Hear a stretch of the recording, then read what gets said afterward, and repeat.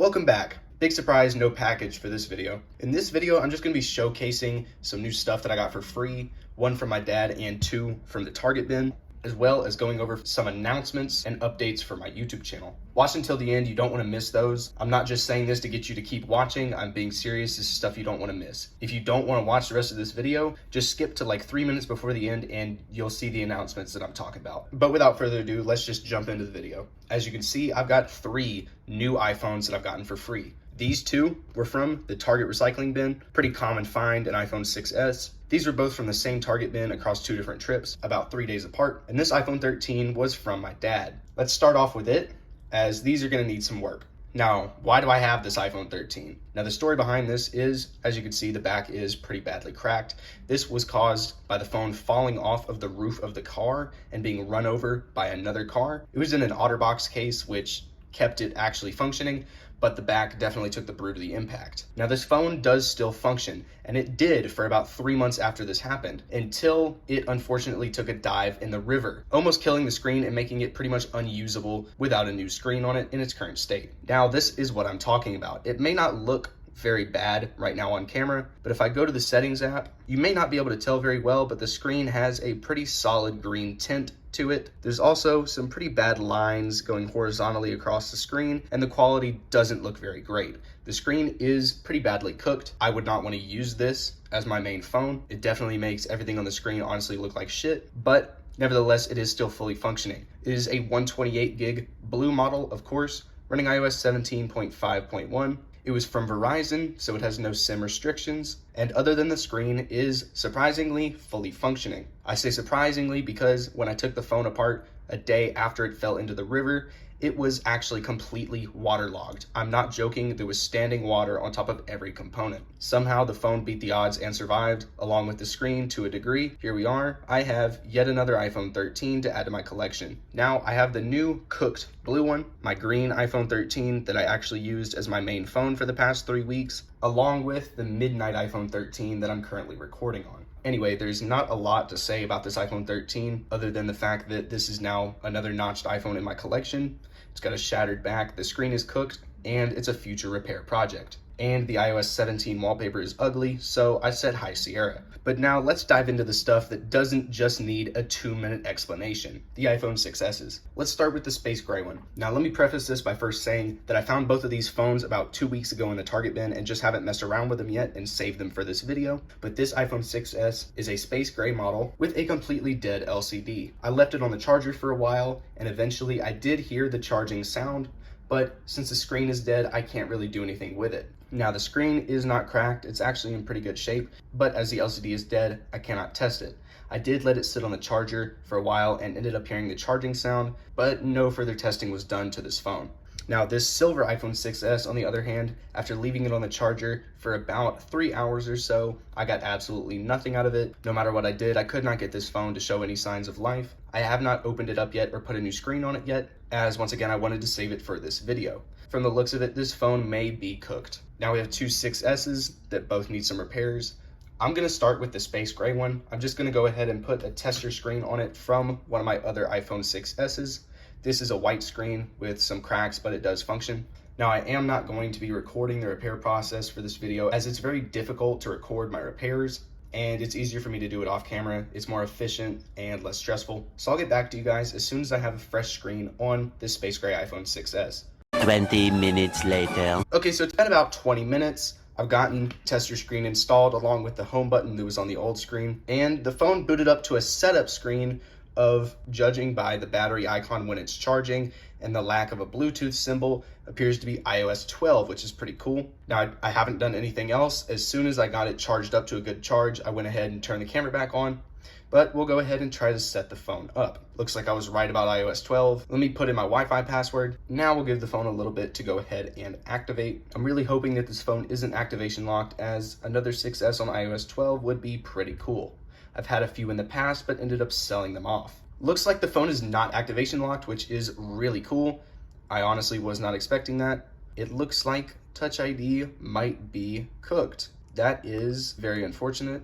The phone just died. Okay, we got the phone back on and plugged up to a charger, and now we can go ahead and finish setting up the phone. I'll skip past the beginning yet again. and it looks like Touch ID is cooked, which is very unfortunate. I was kind of hoping Touch ID would work, but I guess not. The home button does function, which is strange. I know it's not the home button, but I guess part of the home button is damaged. I'll go ahead and skip the passcode, set up as a new iPhone.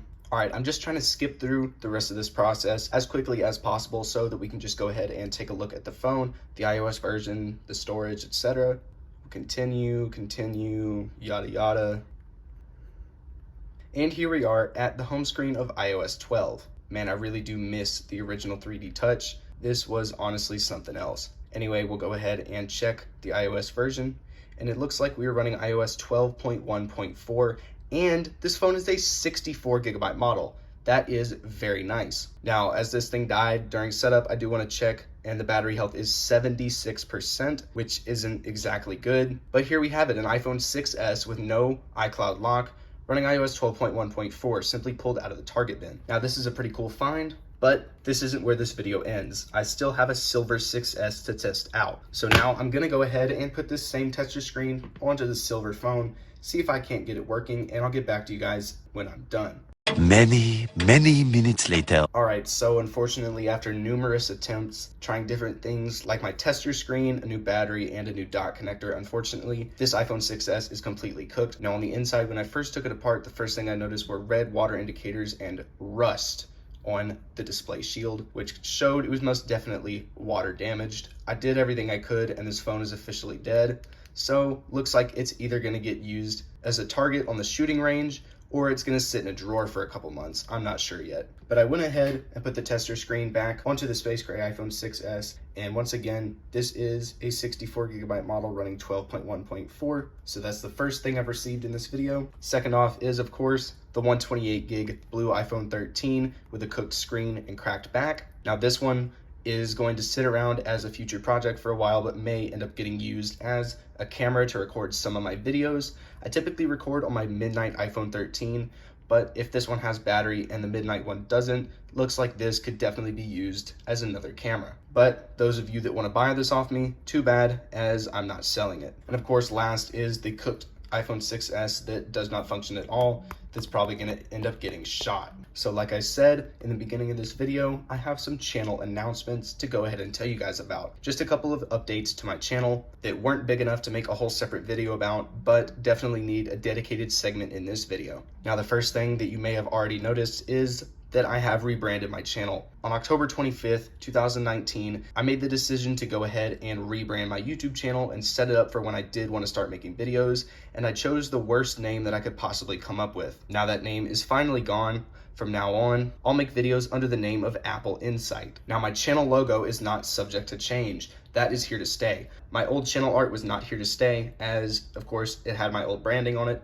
So now we've got some fresh channel art that I just made earlier today using my Blue XR, my iPhone X, and Rose Gold SE. So there's the first announcement done. My YouTube channel has now been rebranded and definitely has a much more professional name than it previously did. And while I'm at it, I want to thank you guys so much for all the support on my newest video. This video has made me almost 200 subscribers, 17,000 views, 1,200 likes, and I'm just honestly amazed at how well it did. So thank you guys so much. And also thank you so much for almost 4,800 subscribers. I honestly can't believe that. Now, the next thing I wanted to go ahead and talk about was the fact that I just launched YouTube channel memberships. These are active as of today, and if you would like to join, go ahead, navigate to my channel on a desktop browser. You can't do this on mobile, as it just doesn't give you the option unless you have like 100,000 plus subscribers, which I think is kind of unfortunate. But if you navigate to my channel on a desktop browser, that could be on your phone in desktop mode, that works too, you will see a join button. For 99 cents a month, you can become a channel member and have special badges next to your name, custom emojis that you can use in live chat, and I believe possibly comment sections. You'll also get a shout out at the end of every single video, priority reply and heart to all of your comments, members only community posts and community polls, and early access to my videos 6 hours before anyone else on YouTube can see them. So for $1.99 a month, if you would like, you can become a channel member. You don't have to. I didn't put this up to make money off of it. I put it out there just to be able to say that I have memberships. And thank you guys so much for all the support. I really never thought that I would be able to make a decent amount of money off of YouTube, but it looks like my thoughts were not correct. There's the announcements done. new channel memberships, and new channel branding. I hate to say this, but I kind of have to. If you're new here, please consider hitting that subscribe button, as of right now, only 6.8% of my viewers are actually subscribed. So if you're new, please smash that subscribe button, as it will really help me in reaching my goal of 5,000 subscribers. We're so close. Anyways, thank you guys so much for watching. I really hope you enjoyed. I've got a new iPhone 13 and a new iOS 12 iPhone 6s and a new target for the shooting range. Anyways, enough yapping. Comment, like, and subscribe, and as always, peace out, guys.